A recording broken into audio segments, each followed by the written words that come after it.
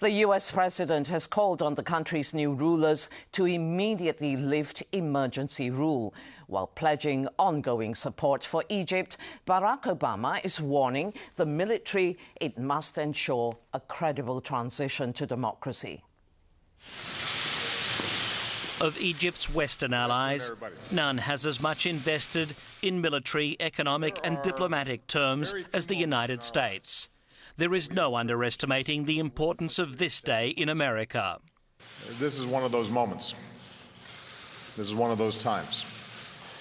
The people of Egypt have spoken, their voices have been heard, and Egypt will never be the same.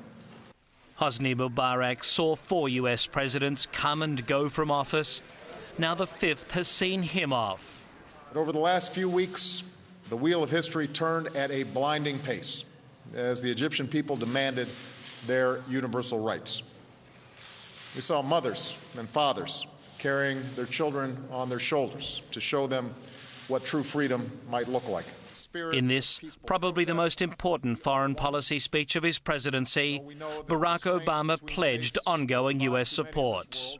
The United States will continue to be a friend and partner to Egypt. We stand ready to provide whatever assistance is necessary.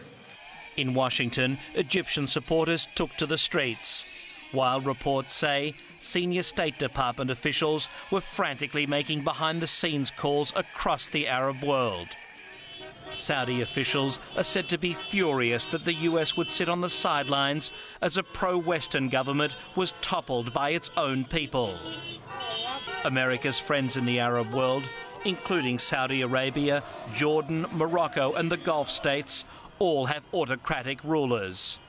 Events in Egypt may signal the US is no longer willing to turn a blind eye. How much did we invest in that dictator over the past 30 years? $70 billion we invested in Egypt. And guess what?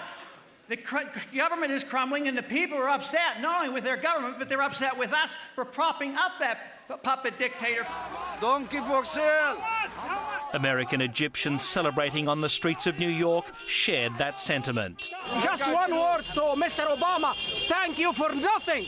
Thank you because you did nothing to Egypt until now. You've been watching Hosni Mubarak and all the regime in the White House been watching Hosni Mubarak for 30 years. The biggest question for America now is who will fill the power vacuum. It's hard to imagine an Egyptian government that would be more supportive of peace with Israel, more supportive of our objectives with regard to the Palestinians, more supportive of our worldview with regard to al-Qaeda than the Mubarak government has been. Today, the voices of the Egyptian people have been heard. The hope in Washington is that, unlike Mubarak, the people won't banish America as well. Marcus Rubenstein, World News Australia.